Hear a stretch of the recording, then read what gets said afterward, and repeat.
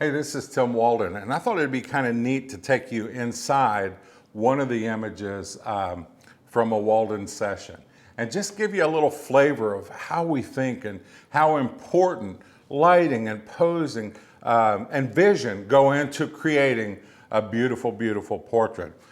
I like to say, one of my favorite things to say is that the qualities required for a beautiful portrait do not come as a feature on your digital camera.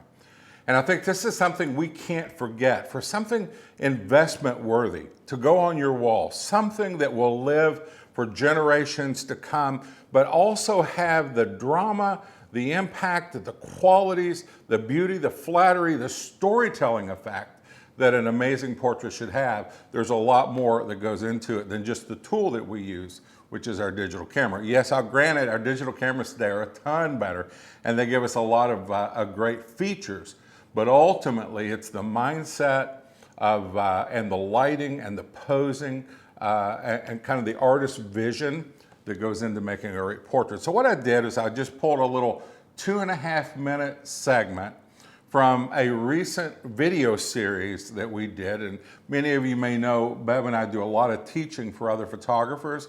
It's the thing that we're second most passionate about is teaching photography. You can guess what the first one is.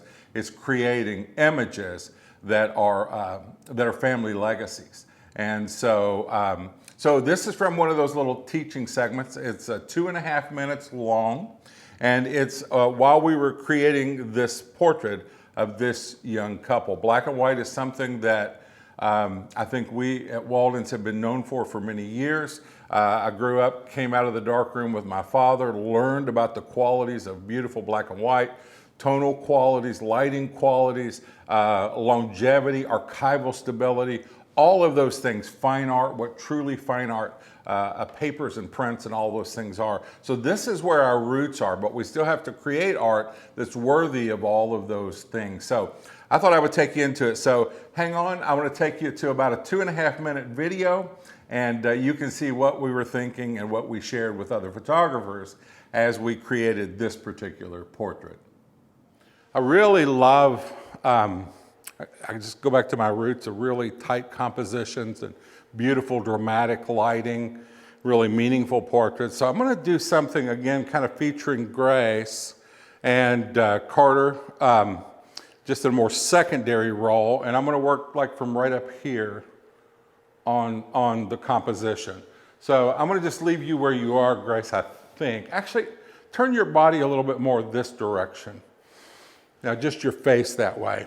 Generally you want, especially, I could get away with it with the black and it wouldn't be that big a deal, but for the sake of movement, generally turn the body the opposite way you're going to turn the head. That automatically gives movement and flow to the image. It gets real stagnant if Grace faces one way and her face goes that same way. There's just no movement at all to it. So I've turned her away knowing that I'm going to turn her face toward this light. What I want you to do is get behind her and put your hands just on her waist. And what I want you to do is lean, a long way. Now remember, the camera is like a sponge. So people feel like they're leaning too far, but they're not. It's because the camera absorbs movement. So again, like a sponge, we have to overemphasize the movement to get it back to the aesthetics and the beauty and the drama that we want it to have. I'm only working in here, so I'm not worried about your hands. The only reason I'm concerned, actually pull them up just a little bit. The only reason I'd at all be concerned with her hands is what it does with the shoulders. So if she drops her hands to her side, then the arms go straight up and down. I don't want that. So turn your face toward the light for me. So I'm going to start by lighting Grace's face. We're going to use a short light on her face, kind of a loop light. Turn your face a little more. I think too, can you kind of lean over just a little bit? Not toward him, but just toward this. There you go. I'm getting a diagonal line on your shoulder. Turn your face. I want you looking at her, Carter. You got an easy job. That's right. Beautiful. I hope you enjoyed watching that little short segment, and that I created for photographers, but it's truly the mindset that goes through my mind, the thoughts that go through my mind as I create a portrait like this. You know, when I got into photography, someone told me that every portrait I create, to some degree or another, is a self-portrait.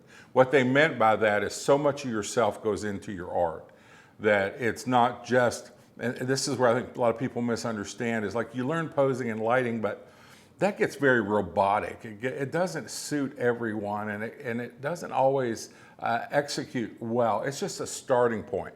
But the self-portrait side, that side of the comment, is when your personality, your vision, your client's vision, your subject's vision, you collaborate, you come up with the story you're looking to tell, and so you put that little bit of yourself in both the technical side and then the design, the composition, the aesthetics. You put it in also on that side. That comes together to form a piece that is absolutely worthy of your walls and time, and it becomes a legacy piece. And then when we push that button, that's only just a fraction of the job done.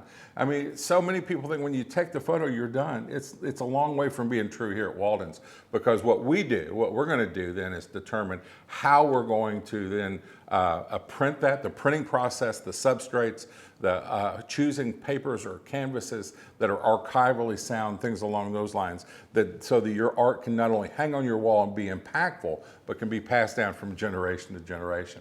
I just thought it'd be kind of cool to just take a minute and just do a little deep dive into a section of what we do, how we do it. I hope you enjoyed it. I appreciate you checking it out.